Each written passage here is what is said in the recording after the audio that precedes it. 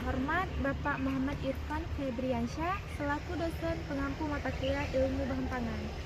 Dan terima kasih kepada teman-teman semua. Tujuan kami di sini yaitu ingin mempresentasikan hasil kerja kelompok kami. Sebelumnya kenalkan, saya sendiri sebagai moderator dan pemateri, saya Novi. Saya juga ditemani oleh rekan-rekan saya. Di samping saya ada Saya Nurul Maulida. Saya Kurata ini. Saya Jehan Jilatan Aspiran. Kami dari kelompok 3 ingin mempresentasikan hasil kerja kelompok kami yaitu tentang observasi ikan di pasar tradisional. Di sini saya ingin menjelaskan sedikit tentang latar belakang pasar yang sudah kami observasikan. Observasi dilakukan di pasar ikan Ujung Baru, Melabuh pada tanggal 17 Juni 2025. Pasar ini mewakili kondisi pasar tradisional dengan fasilitas terbatas untuk meningkatkan kualitas dan keamanan ikan konsumsi seperti ikan tongkol, ikan dencis, dan ikan kembung dijual di pasar tradisional Melabuh dengan metode penanganan sederhana namun sangat higienis. Nah, selanjutnya ada profil pedagang, yaitu Bang Dili. Beliau tinggal di Belang Berandang, perumahan Islamic Relief. Usia beliau sekarang 26 tahun. Beliau sudah 10 tahun berjualan ikan di pasar. Beliau menjual ikan seperti ikan kembung, ikan tongkol, dan ikan dencis. Ikan ini diambil langsung dari kapal dan disimpan di freezer. Setelah sampai di pasar, ikan ditata di atas terpal dan diberi es, kemudian ikan siap dijual. Baik, di sini selanjutnya saya akan menjelaskan tentang parameter dari ikan. Di sini kami akan menggunakan metode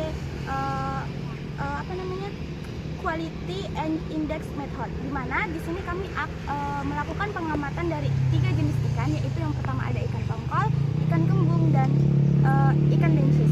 Dan di mana parameternya di sini kami menggunakan 4 parameter, yaitu kami akan meneliti matanya, tekstur dagingnya, insangnya serta baunya. Di mana pada ikan tongkol di sini kami mengamati total parameternya, total skornya yaitu 0, yang dimana ikan tersebut menandakan masih sangat segar. Yang kedua pada ikan kembung dan ikan dencis, kami di sini mendapatkan total skornya yaitu ada pada insangnya yaitu sama-sama 1, di ikan kembung 1 dan di ikan dencis ada 1 yang menandakan sudah sedikit menurun kesegarannya. Yang dimana insang dari ikan dencis dan ikan kembung itu sudah berwarna merah pudar. Nah, di selanjutnya itu ada analisis penyebab kerusakan. Nah, kalau untuk di titik krisisnya itu biasanya yang paling cepat rusak tuh berada pada insang dan kulitnya. Karena kalau di kulit itu kan sering disentuh nih oleh pembeli nih untuk ngecek elastis nggak daging ikannya. Untuk mengecek bagus atau enggak ikannya. Nah, penyebab keduanya itu ada penyebab utamanya karena ada paparan suhu tinggi, sinar matahari. Dan sinar matahari itu bisa langsung mempercepat oksidasi lemak dan pembusukan daging ikan dan pertumbuhan bakteri seperti bakteri Pseudomonas dan Salmonella memicu pembusukan dengan lebih cepat. Ikan tongkol itu rentan membentuk histamin tapi pada kasus ini ikan ini masih yang kita cek itu masih segar. Nah, apa itu histamin pada ikan tongkol? Histamin adalah senyawa kimia yang terbentuk secara alami dari asam amino histidin yang ada dalam daging ikan, terutama jenis ikan yang berdaging gelap seperti ikan tongkol, tuna, makarel. Proses ini tuh terjadi akibat aktivitas bakteri pembentuk histamin yang tumbuh saat ikan tidak disimpan dalam suhu dingin di atas 5 derajat Celcius. Nah, biasanya tuh kalau kita terkena histamin itu ada gejalanya kan. Gejalanya itu ada muka merah, sakit kepala, gatal-gatal, mual dan muntah, diare, dan atau sesak napas dalam kasus itu dalam kasus berat. Nah, gejala ini tuh biasanya kalau udah kita makan tuh muncul dari sekitar 10 menit atau 30 menit setelah makan ikan yang mengandung kadar histamin tinggi. Nah, kemudian di sini saya akan menjelaskan tentang rancangan solusinya. Nah, rancangan solusinya ini di sini kita menggunakan protokol penanganan 4R untuk penjualnya. Yang pertama itu ada reduction atau penurunan suhu dengan cool box, yang dimana dia menggunakan cool box atau tempat styrofoam untuk menaruh ikannya ke dalam tersebut, lalu letaknya, dan es batu tersebut selalu diganti selama 2-3 jam. Kemudian ada restriction atau pemisahan ikan dari jeroannya. Pisahkan ikan dari jeroannya agar bagian dalam yang bisa jeroan atau bagian dalamnya yang bisa cepat busuk. Jadi jangan ditumpuk ikan yang sudah rusak dengan ikan yang bagus agar ikan tersebut tidak merusak juga kualitas ikan yang masih bagus tadi. Kemudian ada alat penilaian kesegaran visual, yaitu menggunakan poster atau pamflet di tempat penjualan ikannya.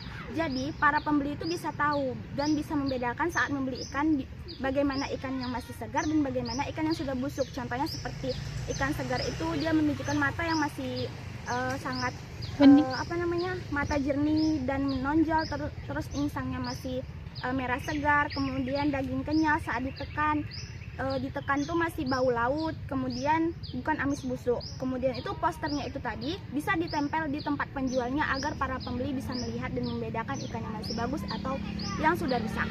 Kemudian yang terakhir ada rekomendasi kemasan murah. Jadi itu contohnya seperti daun pisang dan ditambah dengan es batu. Jadi penjual itu bisa menumpuk letakkan ikannya di bawah, kemudian ditutup dengan daun pisang, kemudian diletakkan lagi ikan di atasnya, kemudian dikasih es batu, diletakkan lagi daun pisang, dan begitu seterusnya agar kualitas ikannya itu awet. Kemudian itu bisa membuat pembeli percaya bahwasannya ikan itu masih terlihat bagus. Kemudian cara-cara itu tadilah yang bisa langsung diterapkan ke pasar tanpa biaya besar. Jadi para penjual ikan itu nggak perlu menggunakan alat kemasan-kemasan yang mahal, menggunakan kemasan yang seperti tadi saja sudah sangat bagus untuk mempertahankan keawetan ikan tersebut. Jadi pembeli juga percaya bahwasannya ikan tersebut itu masih segar dan masih bagus. Selanjutnya saya akan menyimpulkan hasil paparan dari materi kami. Observasi kami menunjukkan bahwa mutu ikan di pasar tradisional masih cukup baik. Namun, bagian instan indikator awal penurunan kualitas. Penyebab utama adalah suhu tinggi dan penanganan yang belum optimal setelah ikan ditangkap.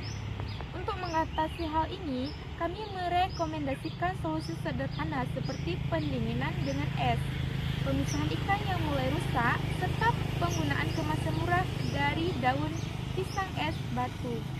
Selain itu, edukasi.